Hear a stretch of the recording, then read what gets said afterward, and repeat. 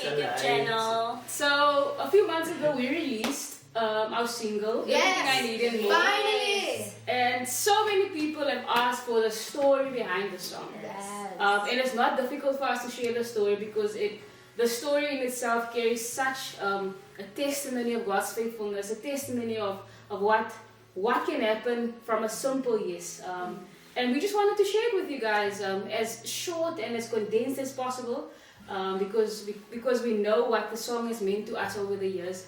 We wrote it in 2016. Can you guys believe it? Wow. Almost 10 years. Almost. Almost. So like with every song, there's a story, of course. I know as a writer, for every poem there's a story. And I think the story behind the song, we called it Moses first because we didn't have a name, but it's now called Everything I Need and More. It's one that I carry close to my heart because yeah, it doesn't only bless us, it blesses everyone who hears it, and it blesses the nations. You know, people in Kona are singing it, people in Kansas City are singing it, people in South Korea are singing it, the nations are singing this song. And it started here in South Africa with 4 insignificant snotneus young men. Slovenia. From the Vubu. From Worcester. Yes. So the song came out of a place, it says everything I need and more, but it came out of a place where we were literally on our last, on our lowest. Snot in trana, what's that? Snot in tears for the English. Yes. Literally with our faces on the floor because we came from an interview where our visas was denied. Our visas for... Was the second time. Yes. Second time? So backtrack. Yes. So like I remember you are in second time. Okay. Keep I it there. remember that one. Backtrack. 2016 comes and we get invited to join Island Breeze Impact World Tour to tour the United States of America, carrying the songs, expressions, stories, and testimonies of us as individuals, but also as us as a community and a people and a culture. And we are excited. We have the word of the Lord, all say yeah and amen, which is already crazy, being 4 colored young people. The first time we went for the interview, we cried. We came out laughing. Oh yes, we were laughing because we couldn't believe This is it. for American visas. Yes, American visas, we couldn't believe it. Oh my word, we were laughing. And that was here. It was Yes, in Cape Town, Cape yes. Town. Then the second time, the Lord told us to go to Pretoria.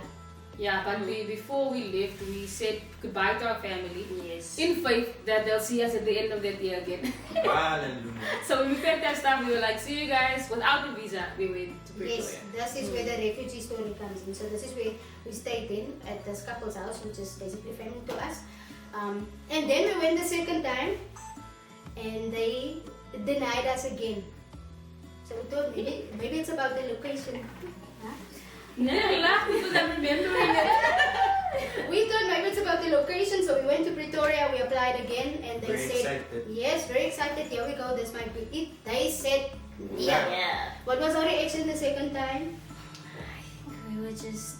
What were we crying? We were You were crying, crying. we were crying It that was- time. Because it was like, but God said go. Yes. We, as young people and our families putting pressure on us, which is understandably so, knowing the context and the culture we're growing up in. It's to go work, go study, go work. Nicole had just finished her undergrad. I was doing things to learn. You know, all of us were doing things. And we all felt the call from the Lord that says, go into the nations and go share the story of what I've done for your people. And so we fired up, we're full of passion, and we're ready to go. And it was actually in between that waiting time, between the first no and the second no, that the song was birthed. The beginning of the song. Yeah. So we were busy praying. So in our waiting, we were serving where we were at. Yes. Yes, young people, in your waiting, serve. So we served Auntie Beth Ardenser with her side hustle that she had at that moment. And we were spending a lot of time at the music school in Easteris. And one day we just broke out into worship. And it turned into spontaneous worship. Yes. And we felt like we had to have a time of just laying before the Lord. Yeah. Because it was our second name. So we were like, Lord, and like what Gracia said earlier, especially coming from our communities, and there's so much expectation, we really had to come before the Lord because we knew that the Lord said yes to us. Yeah. And so to be in that point of time we had our second no. Things are not looking very promising. He's not looking up.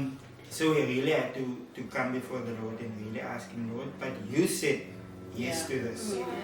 Yeah, and the song, the lines, the verse, or yeah, both verses, they're very cliche. Like I think you mentioned it once, but the thing about cliches, it's a cliche for a reason. Like it's because there's truth in it. Yeah. So like the first line is "You're the light to my darkness." And it was dark. It was dark. The hope to my despair. The Alpha and Omega. That's like, yes, there's a song, You Are the Alpha and Omega, and that song, we've sung it over and over in churches, and it's like, I don't want to hear that anymore. But it's the truth. Yeah. And so the song was birthed out of simple truths Yeah. that we know as cliches. Yeah. But yeah, there's truth to it. And it was personal to us Yeah. as much as it was a cliche. Yeah, and like we've given up a lot, Yeah. or like finish my studies. Okay, I'm going into missions.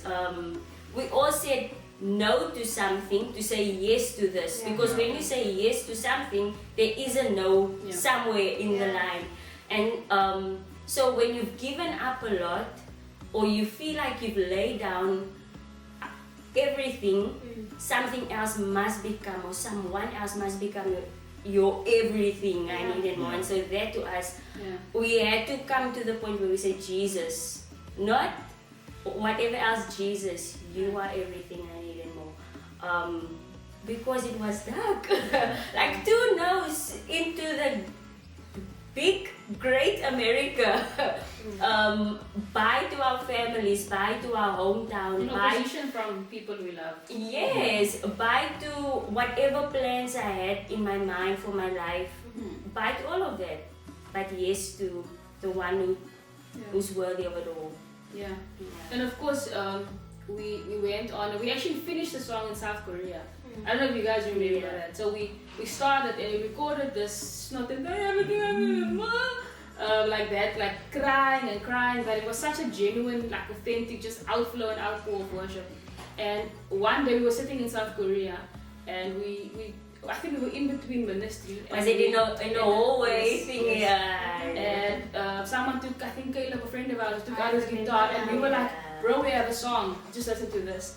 And we finished that song in South Korea, and like just seeing the faithfulness of God. So we didn't end up going to America. Yeah. That was still closed, but what God had in store for us was much better Beyond, yeah. and greater than we could ever imagine. So we went to New Zealand instead. Yeah. And you know, on our YouTube channel, we share more about Details. what that season meant in our lives. But I know it formed each and every one of us. And yeah, just sometimes we get this word from God, and He says go, and we think it's the first thing that's like Yeah. the first, and then God's like, oh, see me, or people go like, see me. Yeah. But then God has this bigger plan that changed us. I mean, it Yeah. changed our lives forever. I think whenever we sing the song now or before, like the simplicity of the words, like Nicole explained earlier, we sing it with so much depth and understanding, and out of a place of this is my reality, or was my reality. And so even now when I sing the song, tears come Yeah. to my eyes. Yeah. Yes. Because and people always request a specific song wherever we Yeah. go, because we sing it out of a place of where we saw God in Yeah. everything. Yeah. We experienced Him in everything. We saw His hand in everything. Just one other thing for me, that's like the God in the Bible, and I usually share this when we do shows and I share more about the song or whatever.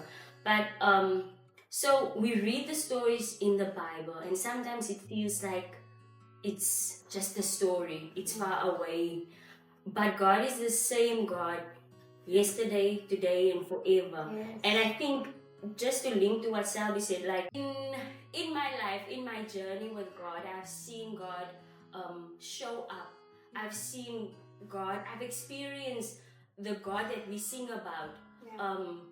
like, so what was one of the lines now? You can do it For Moses, you can do it for me. You can.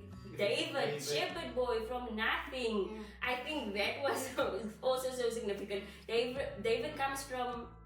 He wasn't even considered in his line of brothers, but God lifted him up from that. God made a place and a space for him at the table when he wasn't even considered. And I think for the four of us in that time, that was we come from very little. I don't want to say nothing, but very little. And God had prepared a place for us. We've been to over 11 nations. So I could relate. It wasn't just a story from the Bible for me, because I've experienced God near, close, in different times, in different seasons. So I could sing that. So I can still sing that song with the same conviction, because it's true. Yeah. And I think for me it's an invitation for younger people and other African, especially missionaries, but like I feel like any sphere is your mission field, but for people who look like me to be like, if God can do it for Gracia, He can do it for me. So we reference these big stories in the Bible, but there's people in our lives alive today that we can recognize and see the faithfulness of God, and how God like literally breaks down barriers for people to do what He's called them to do. And so when I sing the song, to me it's an invitation, come the Lord can do the same and more for you. It is possible. I think for me, this whole song, if I can sum it up, the word trust. Because we could have stayed behind because the family didn't agree with us going. Our leaders were like, "What are you doing? Are you mad?" When we had the second, in fact, the first no, second no, third no.